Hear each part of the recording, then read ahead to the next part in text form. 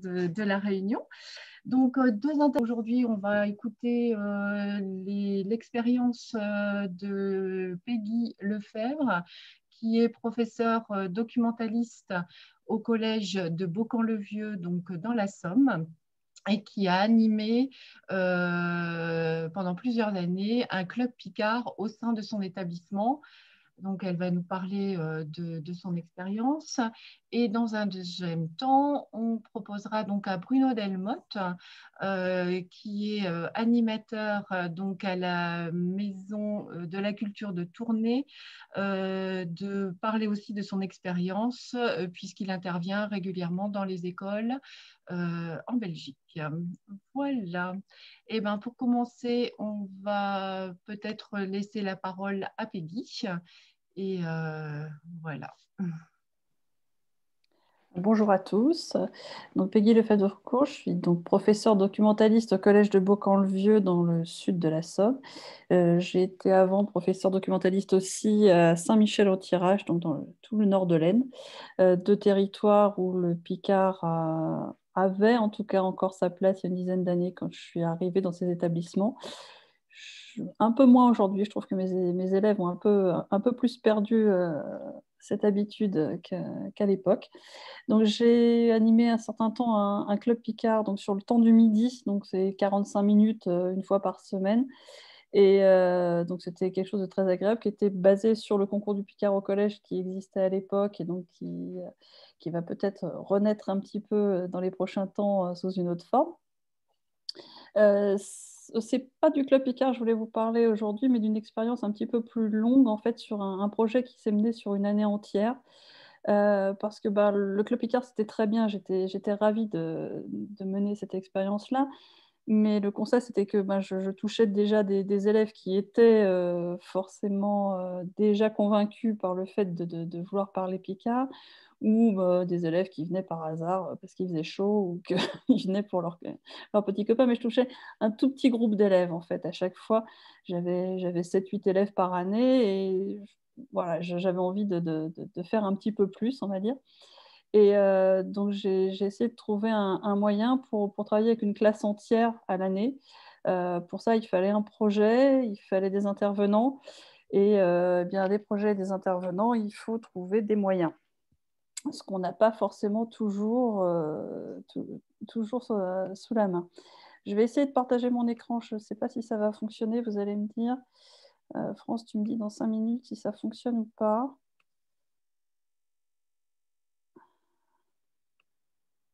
Est-ce que ça fonctionne? Est-ce que vous voyez mon écran ou pas? France?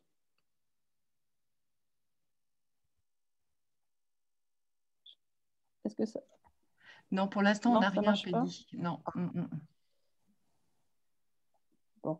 Je pense que, ouais, Olivier, il y a peut-être une démarche à faire au Non. niveau. Et Voilà, ça y est, maintenant, ça y est? c'est en Bon, voilà. train. C'est bon. Il fallait juste que je trouve le bon bouton.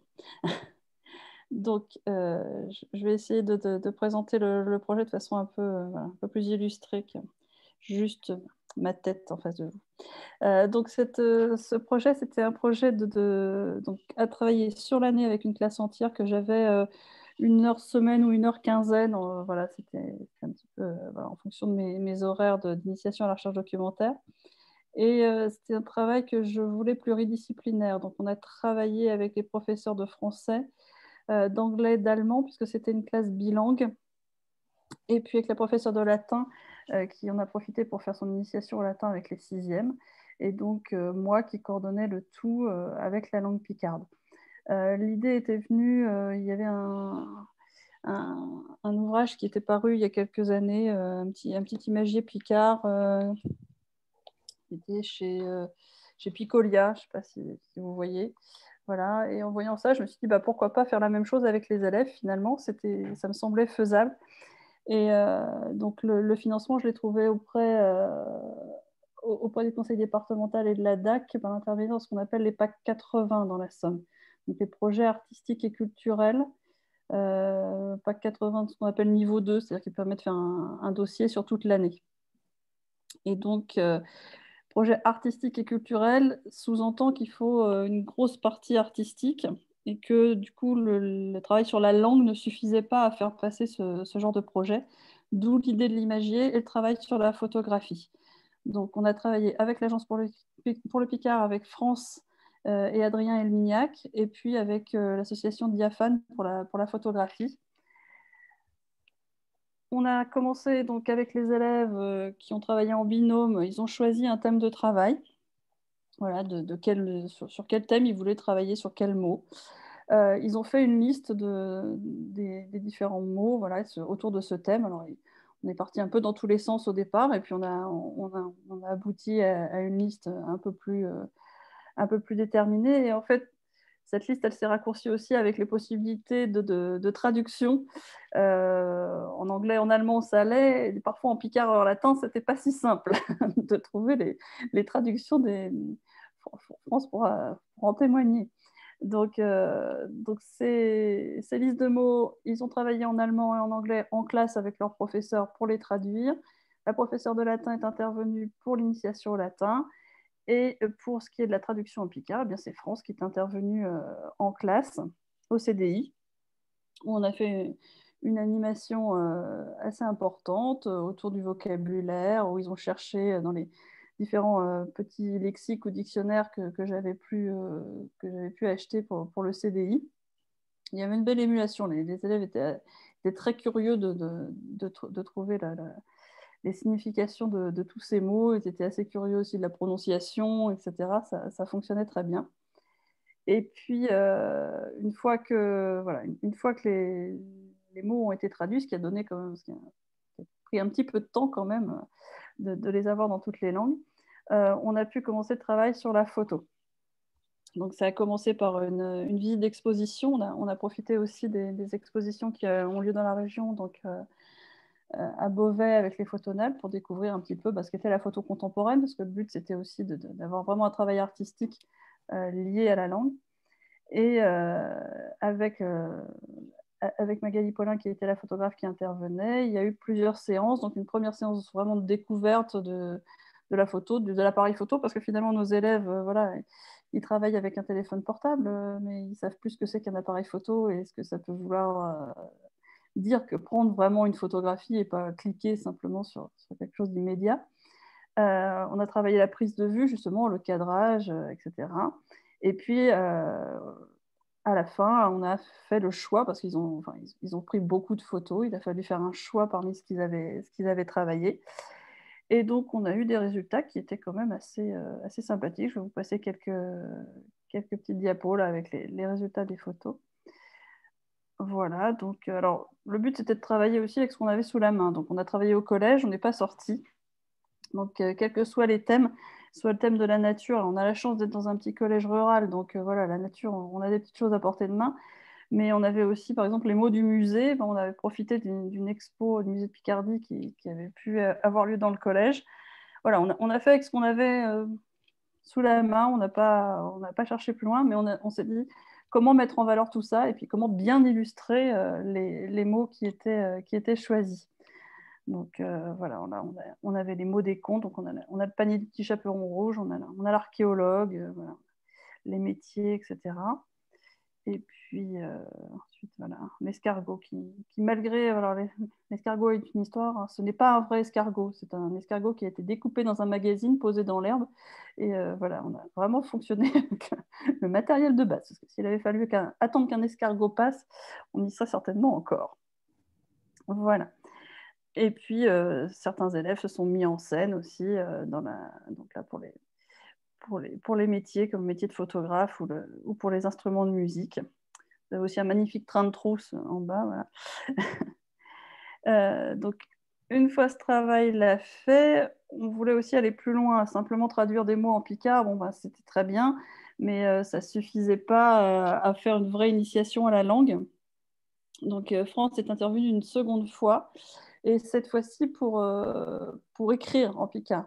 Donc, chaque binôme, en fait, a essayé d'écrire une petite phrase qui permettait d'introduire dans l'imagerie finale, d'introduire son thème de travail, en fait. Donc, ça a été l'occasion de travailler à partir d'expressions idiomatiques dans lesquelles on a puisé la syntaxe, dans lequel on a puisé aussi du vocabulaire qui manquait, puisqu'on n'avait que quelques mots à notre disposition.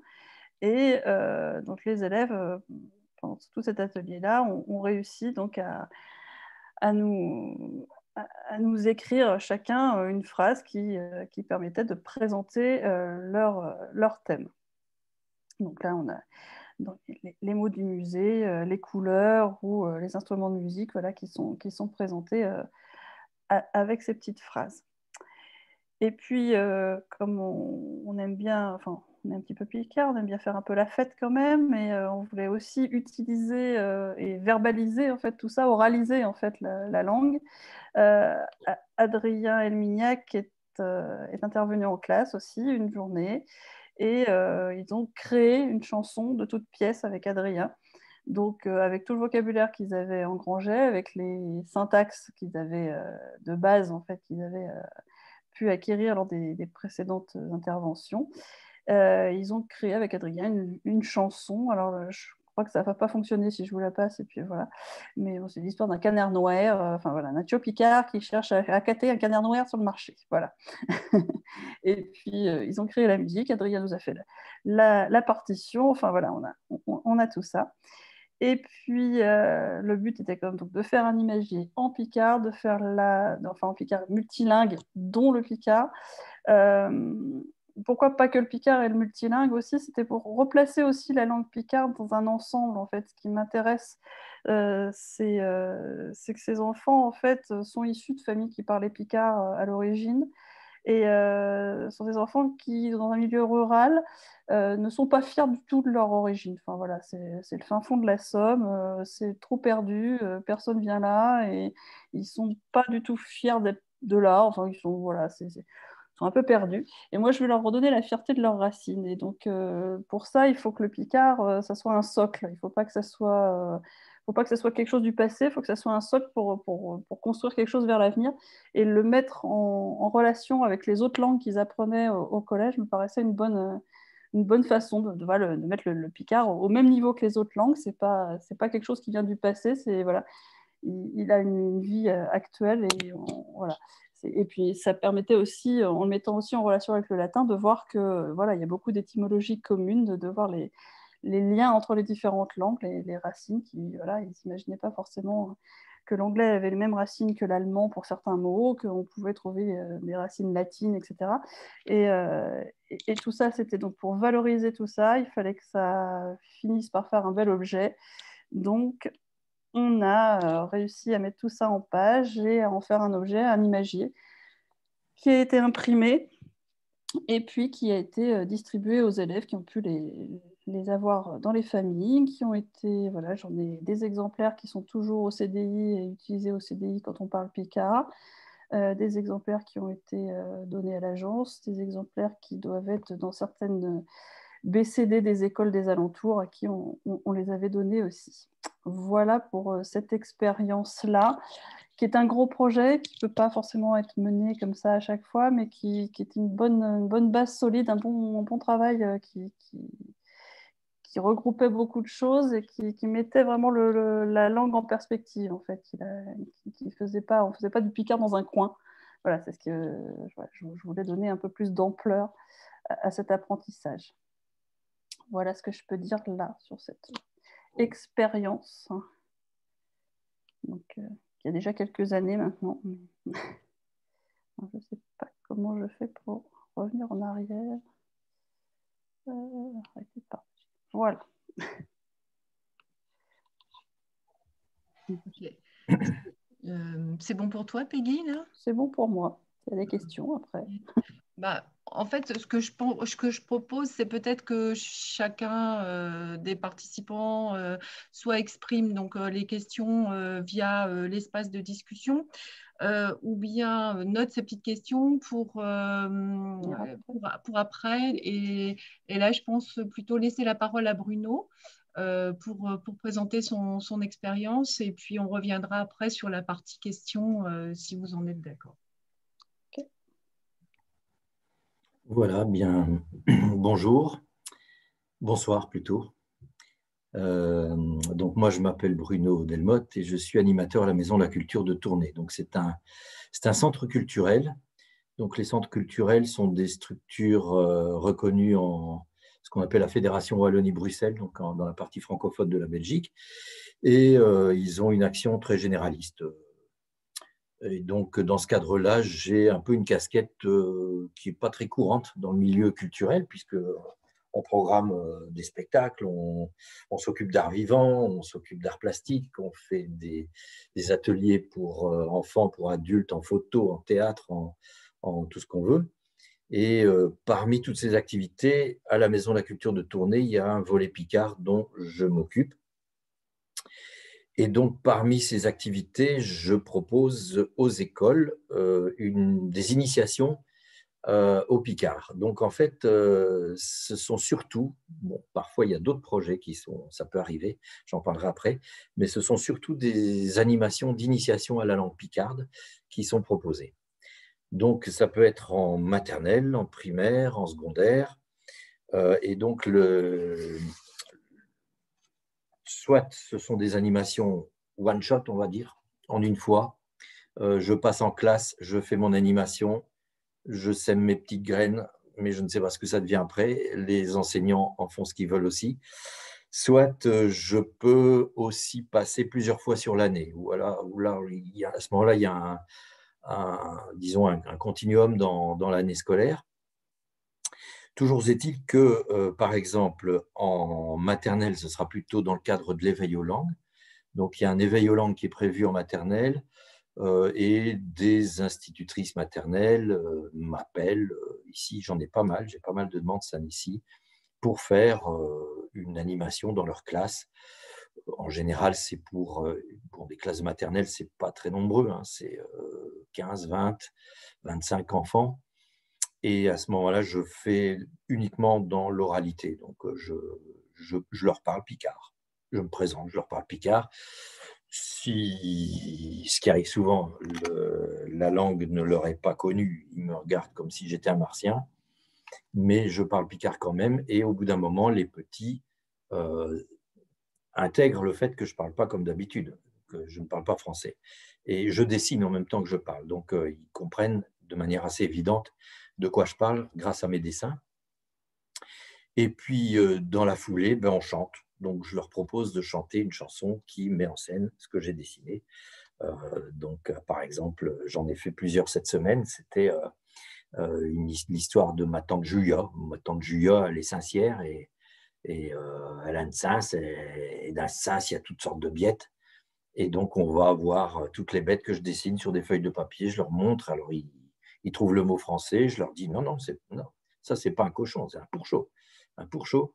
Et, bon, et comme ça, les mots rentrent. Voilà, ça, c'est pour les maternelles. Pour les primaires, ça peut être, c'est vraiment sur mesure, hein. Les enseignants me disent ce qu'ils ont envie de faire. Souvent, ils ne me disent rien du tout.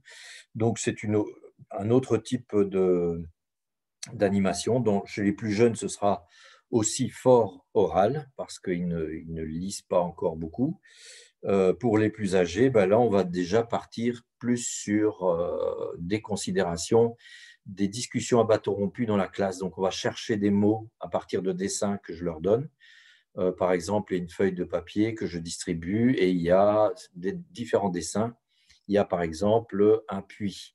Un puits, en picard chez nous, ça se dit un puche. Il y a une chaise. Donc là, c'est un cahière. Et suivant qu'on est en milieu urbain ou rural, ils trouvent, ils ne trouvent pas. Je leur donne, je leur dis, vous vérifierez bien dans vos familles, comme on dit chez vous. Il y a un tour de table qui est fait aussi dans la classe pour voir quelles expériences du Picard ont les enfants. Et avec les dessins, l'expérience partagée, on peut s'orienter ensuite sur des expressions, des phrases. Hein. Après les mots, on passe aux phrases. Et puis, on peut aussi voir des poèmes et éventuellement des chansons. Donc voilà, en primaire, l'animation de base, d'initiation, elle va faire 1 heure environ, tandis qu'en maternelle, je me limite à une demi-heure. Je suis aussi appelé en secondaire, hein, donc au lycée, comme on dit chez vous, enfin collège-lycée, et là, souvent, ce sont les profs soit de français, soit de latin qui m'appellent. Et à ce moment-là, je vais plus parler avec les élèves on va faire un peu d'histoire, on va faire une ligne du temps au tableau, on va voir des mots, des évolutions phonétiques et faire des parallèles entre des langues, puisque on a, par exemple, je sais pas, le mot castellum en latin qui devient caccio en picard de chez nous, qui devient château en français, qui devient un Cestia en wallon. Les wallons ne sont pas loin, donc, et c'est une toute autre phonétique, donc les mots ne ressemblent pas du tout, les mots wallons. Et donc là, il y a une prise de conscience aussi de ces langues régionales qui sont… c'est compliqué pour les Belges, hein, parce que les Picards, ils ont des congénères francophones, mais qui sont wallons ou bruxellois. Et puis les Picards, la plupart des congénères Picards, ils sont français en fait. Donc, dans la tête d'un Belge, c'est assez compliqué. Donc on explique, on parle de tout ça, parce que ça mérite vraiment qu'on s'y attarde un peu. Ça fait réfléchir sur les identités, hein, donc ça peut partir là-dessus aussi. Ça peut être une discussion plutôt philo à ce moment-là sur les identités.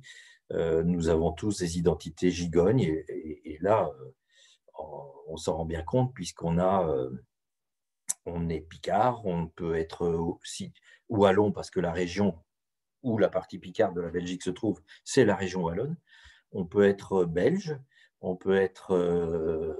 donc, vous voyez, on devient européen. Donc, voilà, il y a toute une réflexion qui déborde de la langue et qui peut aller sur la citoyenneté, finalement. J'ai un écran blanc, là. Vous me voyez toujours? Est-ce que vous me voyez? Oui. J'ai quelque chose qui… Moi, je ne vous vois plus. Voilà. Ah oui, voilà. On est sauvé. Alors, donc ça, ce sont des animations d'initiation. Donc, elles sont, disons, adaptées à la tranche d'âge et je peux aussi les envisager sur mesure avec les enseignants. Sachant qu'en Belgique, les langues régionales sont reconnues. Donc, je m'empresse de dire aux enseignants qui pourraient avoir des questions des parents qu'on n'est pas des terroristes quand on fait du picard à l'école, que ce sont des langues qui sont reconnues par un décret, par une loi, et que les pouvoirs publics, y compris le ministère de l'enseignement, encouragent la défense de ces langues. Voilà, alors on a toutes sortes de ressources pour ces animations d'initiation. Vous me poserez des questions après, hein, parce que je ne suis pas sûr que je dis tout, que je suis complet. Et puis alors, il peut y avoir d'autres projets qui sont plus des projets, on dirait, plus ponctuels et plus conséquents à l'année.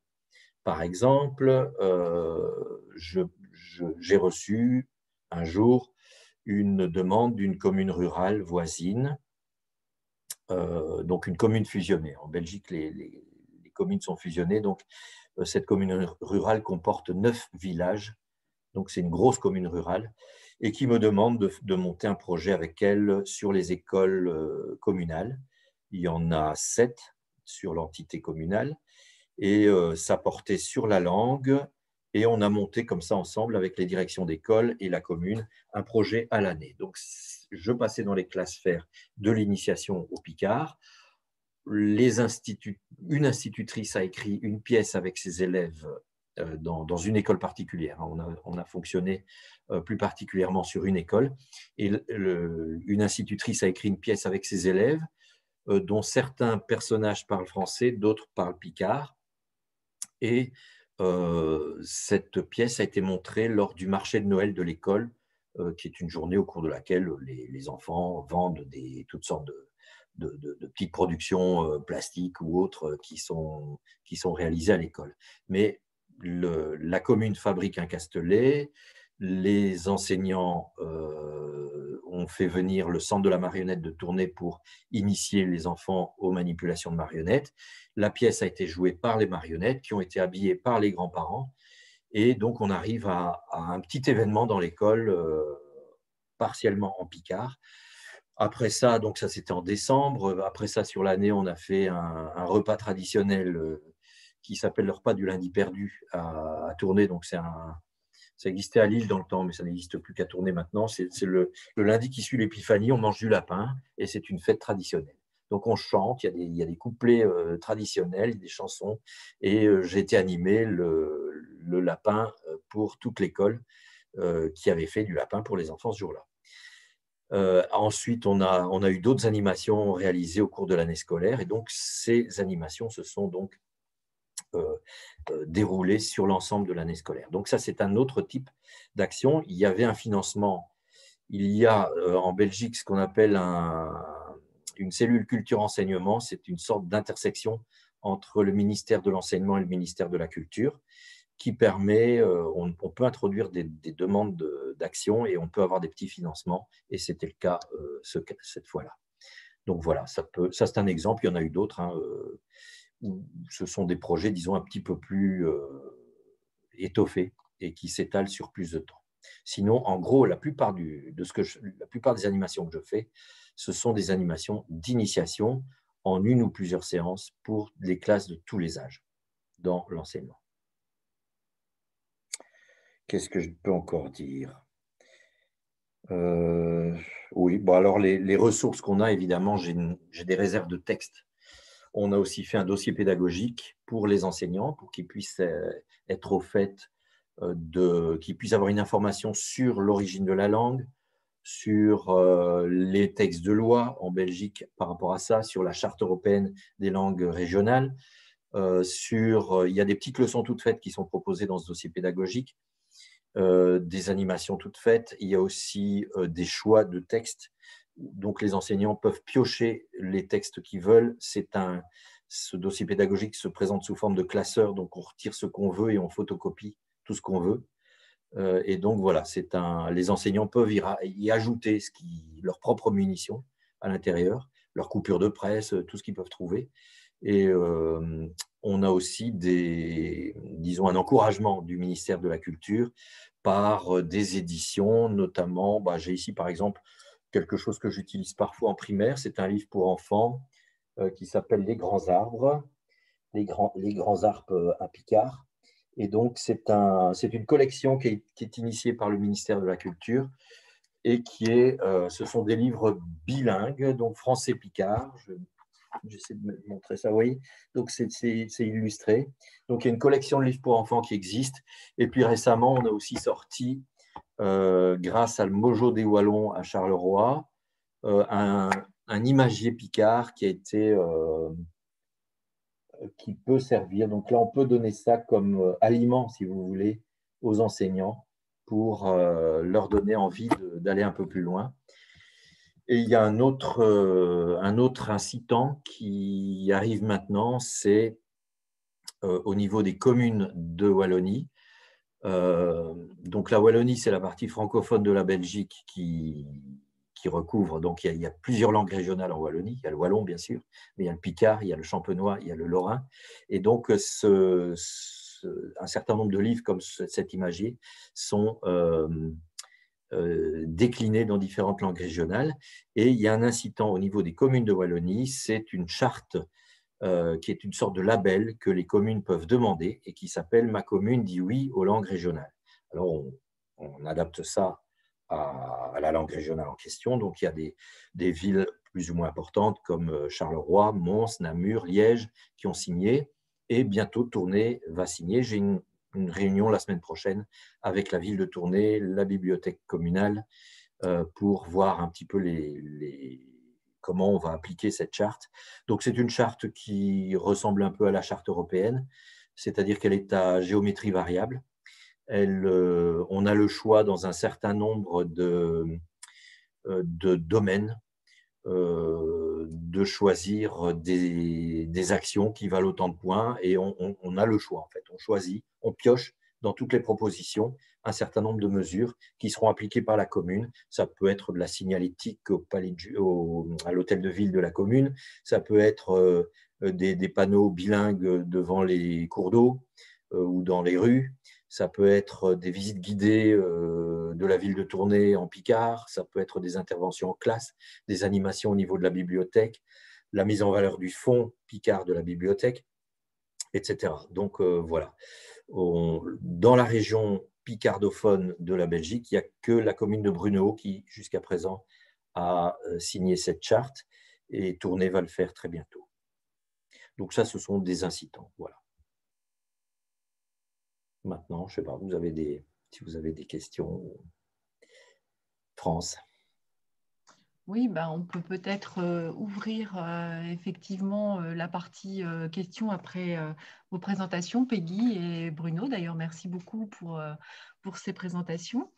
Je ne sais pas si quelqu'un souhaite poser une question en particulier par rapport donc, aux présentations qui ont été faites.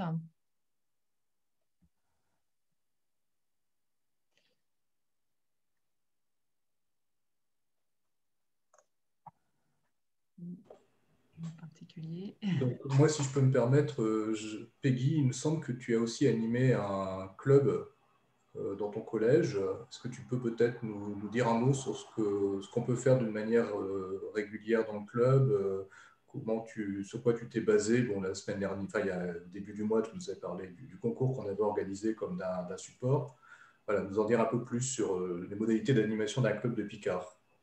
Alors, le Club Picard au collège, effectivement, j'avais une petite dizaine d'élèves chaque année. J'avais souvent des élèves qui restaient d'une année sur l'autre, des élèves pendant 4 années du Club Picard. Effectivement, on se basait sur le concours du Picard au collège qui motivait bien les élèves, surtout au niveau des vidéos qu'il y avait à faire. Je commençais toujours l'année, comme l'a dit Bruno, par un côté géographique, par une carte de géographie pour leur dire où est-ce qu'on parle Picard. J'étais aussi très étonnée que mes élèves parfois ne sachent pas situer la Picardie sur la carte de France. Donc on revenait un petit peu là-dessus. Et justement, sur le domaine linguistique, c'était intéressant parce qu'ils n'avaient aucune idée qu'effectivement, en Belgique, on pouvait parler picard. Voilà. En France, on parle français, en Belgique, on parle belge. Donc, donc le fait d'étendre le domaine picard à pas uniquement leur petit lieu d'origine et étendre ça vraiment sur la zone linguistique, montrer que on ne parle pas picard dans toute la Picardie aussi, et que voilà, le domaine est particulier. Inclure le Nord-Pas-de-Calais dans la langue picarde, le ch'ti, voilà, c'est-à-dire que le ch'ti c'est du picard, voilà, on est dans des changements de prononciation, etc., mais que globalement on parle la même langue avec des petits accents différents, mais on parle la même chose. C'était intéressant de commencer comme ça. Et puis après, on travaillait sur des petits exercices de découverte du vocabulaire. On partait aussi du vocabulaire qu'ils connaissaient. Alors, à Beaucamp-le-Vieux, forcément, la Cayenne était bien connue. Après, on allait un petit peu plus loin. Et puis travailler voilà, sur des alors, pas beaucoup sur des textes, mais on piochait vraiment beaucoup dans les documents du concours du Picard au collège. C'était vraiment une source. Et puis un petit peu après, vers la fin, parce que ça fait 3-4 ans là, que j'ai laissé un peu tomber le Club Picard. Je vais m'y remettre, je n'ai pas été soutenue, on va dire, pour les 3 ou 4 années précédentes. Et j'ai travaillé sur le petit manuel qui avait été fait. Excusez-moi, j'ai des problèmes de nom de famille qui ne me reviennent pas. Voilà, qui était très bien fait, où justement il y avait des choix de texte, des iconographies qui me servaient bien aussi à travailler. Donc voilà, et donc c'était un club, donc c'était 45 minutes le midi, une fois par semaine. Alors là, on a quelques questions qui sont posées. Donc, il y a Calypso qui demande s'il existe beaucoup de livres en picard. Alors, je pense que la question, c'est par rapport donc, en livre jeunesse, c'est ça, plus particulièrement, ou des livres de formation. Je ne sais pas si la question peut peut-être être précisée, si Calypso peut peut-être... Oui, en livre jeunesse plus. Malheureusement, je dirais pas assez. Moi c'est ce qui me manquait, justement, c'était les livres jeunesse. J'étais très intéressée par les livres que présentait Bruno, justement, savoir s'ils étaient disponibles en France ou pas. Voilà, je ne sais pas s'ils sont diffusés en France, mais c'était très intéressant parce que moi, c'était justement le support qui me manquait, c'était ça, c'était des livres jeunesse, parce qu'il y a beaucoup de, voilà, il y a tout le travail de Jean-Marie François, par exemple, sur les contes qui sont en bilingue, mais la langue, même dans ces textes-là, est un petit peu compliquée. Il y a besoin de choses plus simples pour commencer, en fait. Mhm. Alors, la difficulté, c'est que je travaille avec des collégiens et que le seul livre vraiment pour enfants que j'avais trouvé s'adressait à des petits. Et donc, voilà, on est aussi dans un décalage après entre l'âge des élèves et donc, je ne sais pas si Oui, les ouvrages sont disponibles. c'est pas facile de trouver des livres adaptés. Alors, on a un certain nombre de publications pour enfants, mais qui sont plutôt des traditionnels, des classiques qui ont été traduits grâce notamment à la Fédération Wallonie-Bruxelles qui a financé via un petit éditeur allemand, par exemple, la traduction du Petit Prince de Saint-Exupéry. J'en ai ici un conte de Noël, l'histoire de Max und Moritz de l'allemand. Donc ça, c'est un livre que tous les petits Allemands ont dans leur bibliothèque et qu'on ne connaît pas tellement bien chez nous, mais qui a été adapté au théâtre, etc. Mais ces traductions ne sont pas très, très faciles à utiliser en classe, en fait. Ça peut être un plus après, si on fait une sorte de salon du livre pour les petits, on peut montrer un certain nombre de belles choses qui existent. Hein. Ce sont des beaux livres cartonnés, des traductions sérieuses, mais en classe, c'est pas si facile que ça. Par contre, la collection des Babluts, donc c'est le nom de celui-ci, vous voyez, que je vous ai montré tout à l'heure. Les Babluts, là, c'est une collection initiée par le ministère de la Culture, par le service des langues régionales endogènes. C'est décliné en différentes variétés de wallon et de picard. Et donc, on peut trouver une variété pas trop loin de chez soi. Et là, c'est vraiment mieux pour l'utilisation avec des enfants. Sinon, là, par exemple, il faut bricoler soi-même beaucoup. Je suis en train d'imaginer avec Daniel Barbès, qui est un chanteur régional, on est en train de mettre au point des petites comptines pour les petits. Et donc là, quand j'appelle les écoles m'appellent d'abord, et puis quand je reprends contact, je demande s'il y a un musicien dans le personnel de l'école pour essayer de le mettre dans le coup. Hein, s'il y a un guitariste dans les éducateurs ou dans les instituteurs, à ce moment-là, on peut mettre quelque chose en place pour chanter. Mais j'en suis encore au début avec les maternelles. Je ne suis pas encore pas très, très loin. Il y a tout un problème de méthodologie qui se pose. Et donc, je suis aussi en train de mettre en place un groupe de travail composé d'instituteurs et qui serait piloté par un inspecteur de l'enseignement du primaire à la retraite pour mettre au point justement une méthode qui puisse être utilisée par niveau, hein, pour les 6-8 ans, les 8-10 ans, les 10-12 ans, etc. Bon, après, c'est vrai qu'il existe aussi d'autres livres, mais il faut bien reconnaître qu'effectivement, il y a peu de livres jeunesse. Moi, j'utilise en particulier celui-ci, qui est la collection du Petit Loup. Schleu qui vous louez Congé de couleur. Et c'est en général des histoires que les enfants, en tout cas les petits, connaissent bien ici. Voilà. Et très bien illustré aussi. Le livre, pour le coup, est complètement en picard. Et ça donne, disons, un bon support pour aborder du vocabulaire de base. Et comme c'est très bien illustré aussi, ça permet effectivement, comme tu le disais, Bruno, une bonne compréhension par l'image également lorsqu'on ne maîtrise pas forcément la langue. Voilà. Après, c'est vrai qu'on essaye de trouver dans les contes pour les niveaux supérieurs, mais je dirais que pour vraiment le jeune public, c'est quelque chose qui manque quand même.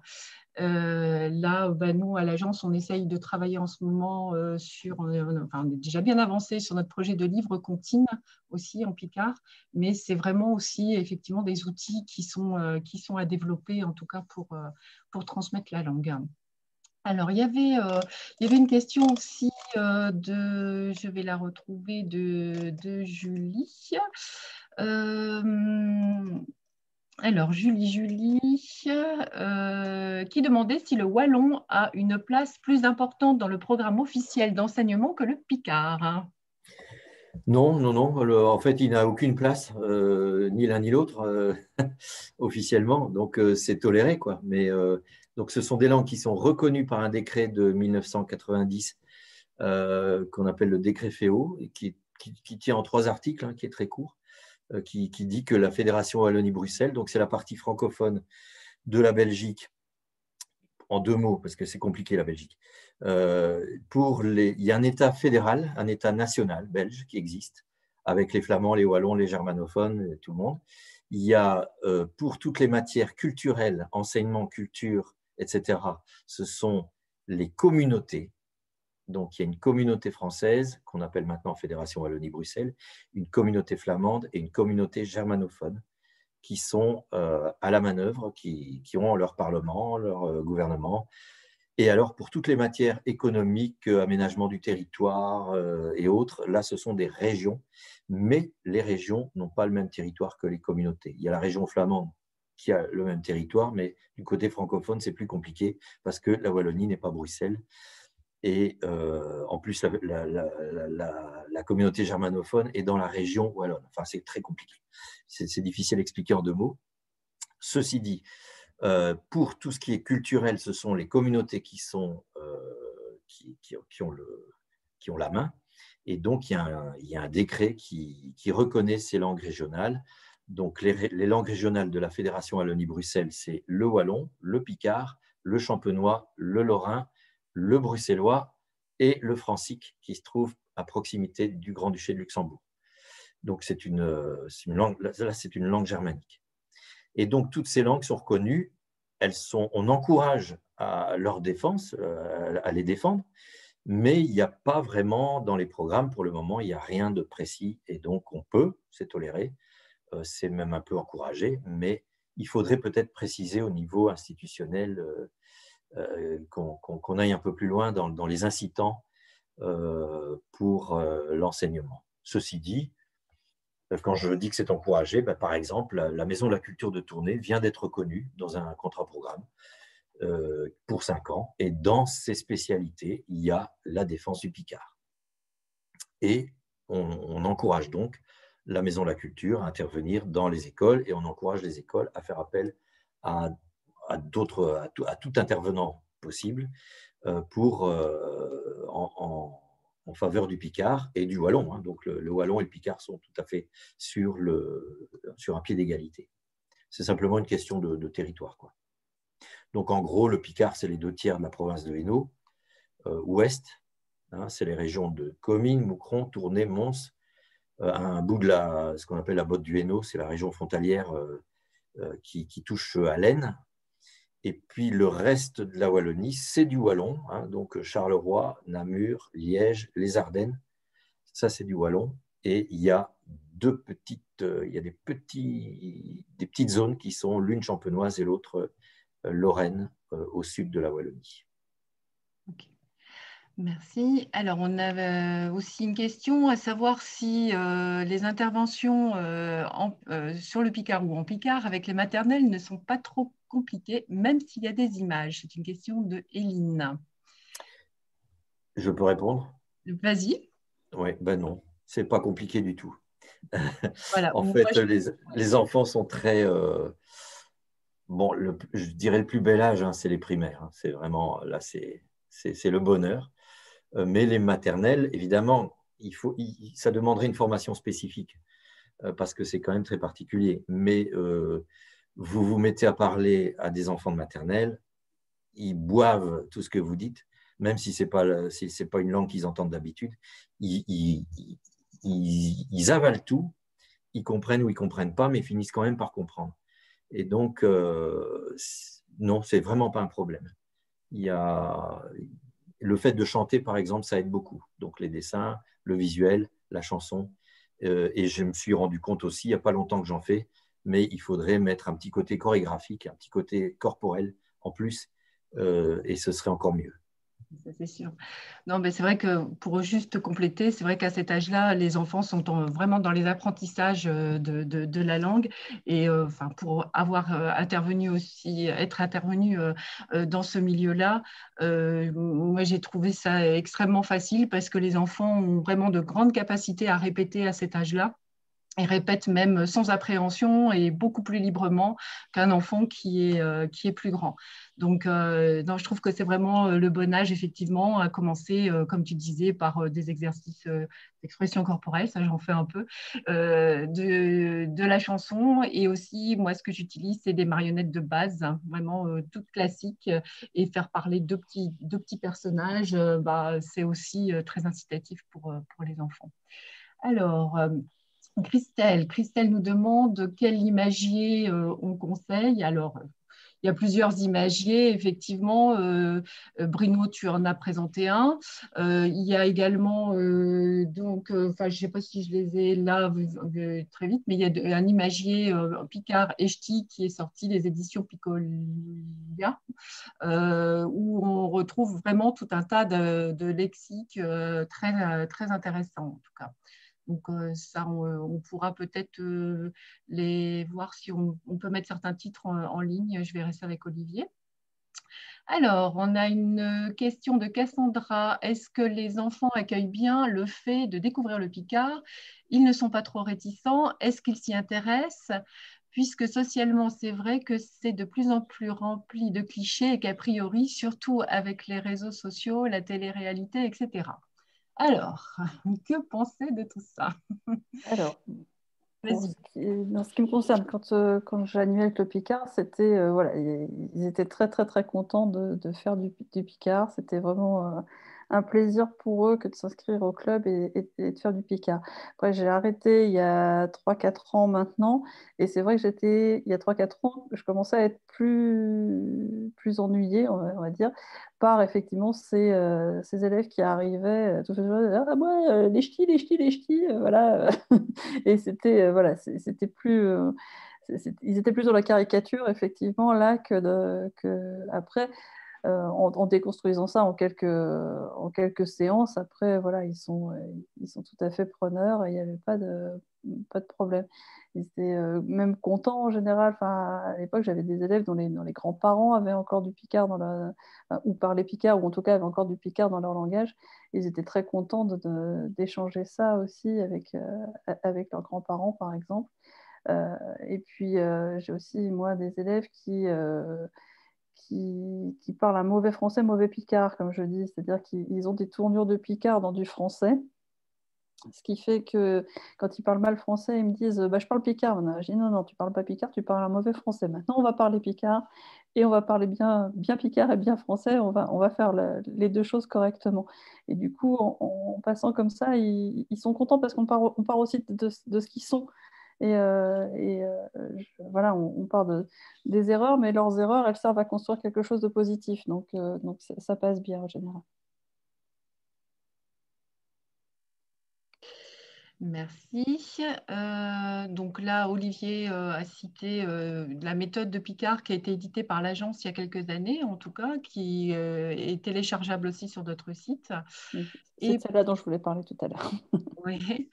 Et puis, il y a Esther qui pose la question de quid du Picard dans les programmes officiels de l'enseignement du côté français. Alors là, Olivier, je ne sais pas si vous voulez prendre la parole à ce propos. Alors oui, j'ai vu la question et je vais pouvoir partager mon écran. J'ai retrouvé je trouve le bon, voilà, c'est là. Alors voilà ce que dit le site de l'Éducation nationale, le bulletin officiel, c'est ça, le BO, c'est le bulletin officiel de l'Éducation nationale. Il y a une circulaire relative à l'enseignement des langues et cultures régionales que vous devez tous voir, donc je ne vous la lis pas, je vous mettrai le lien éventuellement. Simplement, il est précisé, alors attendez, je vais voir si je peux annoter, voilà, si je peux annoter ça, donc ici, hein, il est précisé que l'enseignement des langues régionales dans le sein de l'éducation nationale s'adresse donc au basque, au breton, au catalan, au corse, au créole, au gallo, à l'occitan languedoc, aux langues régionales d'Alsace, aux langues régionales des pays mosellans, aux tahitiens, aux langues mélanésiennes, ainsi qu'aux wallisiens et futuniens. Donc vous voyez que le picard n'est pas présent parmi les langues qui peuvent bénéficier d'un enseignement de langue et de culture régionale dans le cadre de l'éducation nationale en France. Voilà, voilà la réponse à la question. Il n'y a pas de place en dehors de l'université pour un enseignement de picard, donc, officiellement dans le cadre de l'éducation nationale, mais c'est possible dans un cadre parascolaire, dans le cadre d'activités culturelles.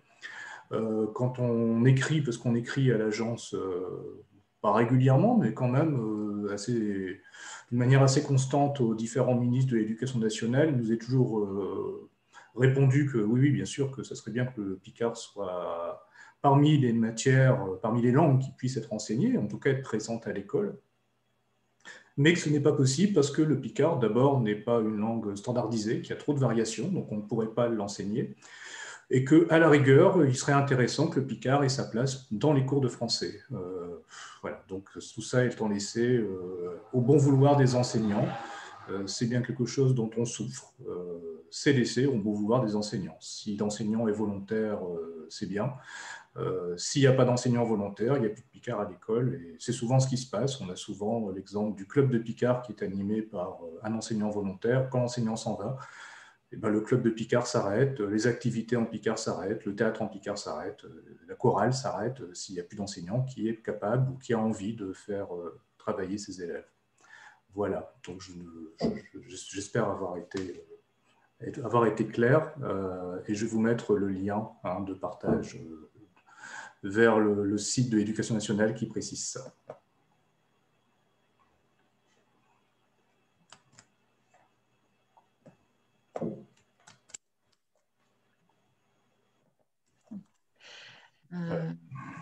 Ok, donc là, je ne sais pas s'il y a d'autres questions par rapport à ces présentations, par rapport aux enseignements. Là, il approche 19 h maintenant. Donc, je pense qu'on a fait un petit peu le tour. Olivier, est-ce que vous voulez reprendre la main pour la suite ? Oui, je peux prendre la main. On m'entend encore là, oui, j'ai pas désactivé le micro. Voilà, nous étions nombreux, là. On est 25, on est allé jusqu'à 29. C'est très prometteur, puisque la première réunion, on était quelques-uns, quelques pionniers. Mais, donc, on va essayer de reprogrammer des réunions régulièrement. Je ne sais pas encore à quel rythme, et selon les principes que j'ai évoqués au tout début, dans l'introduction. Donc j'ai envie de dire, c'est pas parce que le picard n'est pas présent officiellement dans l'enseignement qu'on ne peut pas l'enseigner d'abord. L'éducation nationale, on n'enseigne pas que dans le cadre de l'éducation nationale, et puis on peut contourner ces difficultés, et puis je pense qu'on peut espérer quand même qu'un jour il soit présent officiellement. Je crois qu'on y arrivera, et on y arrivera d'autant plus qu'il y aura des enseignants qui le pratiquent en classe. Donc ce sera un argument de poids pour vis-à-vis du ministère, vis-à-vis des politiques, vis-à-vis du lobbying. Je suis désolé, ce n'est pas un mot picard, mais qu'on essaye de faire pour que le picard puisse pousser la porte de l'école. Il n'y aura pas demain d'enseignants de picard, je ne crois pas tout de suite en tout cas, parce qu'il faudrait les former et que c'est un gros travail de préparer des formations d'enseignants. Mais déjà, si c'était reconnu, ça obligerait le rectorat à être un interlocuteur. Enfin, en tout cas, à prendre en compte cette dimension. Ils seraient obligés. Aujourd'hui, ils ne le sont pas, comme je vous l'ai dit.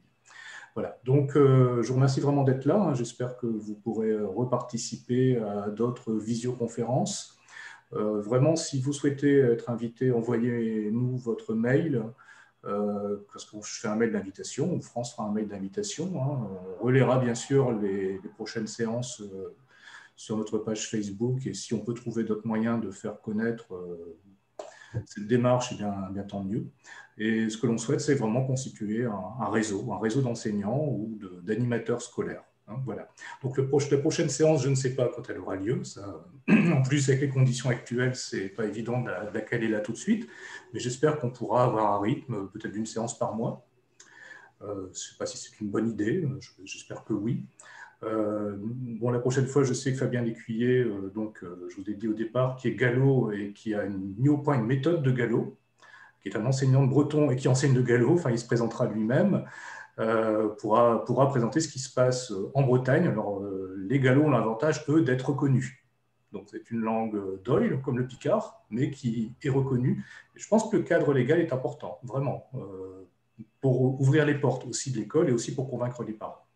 Voilà, donc je vous remercie, et puis moi et France, on est à votre disposition pour échanger et pour parler de la présence du Picard à l'école, et puis pour écouter aussi vos suggestions. J'ai entendu beaucoup de choses sur les livres en Picard, hein, ça paraît vraiment important, et peut-être qu'il faut que l'agence se saisisse de cette question, de publier, comme la communauté française de Belgique, des ouvrages qui servent de support, hein, et qui peuvent être utilisés en famille, mais aussi peut-être dans le cadre scolaire. Et puis, il faut un accompagnement pédagogique. Enfin, c'est du boulot. Alors, on n'est pas très nombreux à l'agence, mais si ça peut... Je pense que la transmission est une priorité, que voilà, ça nous montre certainement une voie qu'on va devoir explorer dans les années qui viennent. Voilà, donc je vous remercie. Et puis, je souhaite aussi un bon week-end à tout le monde. Profitez-en bien, tant qu'on peut encore sortir un petit peu. Donc, comme on dit, à déterre tous, et puis à servir. Adé.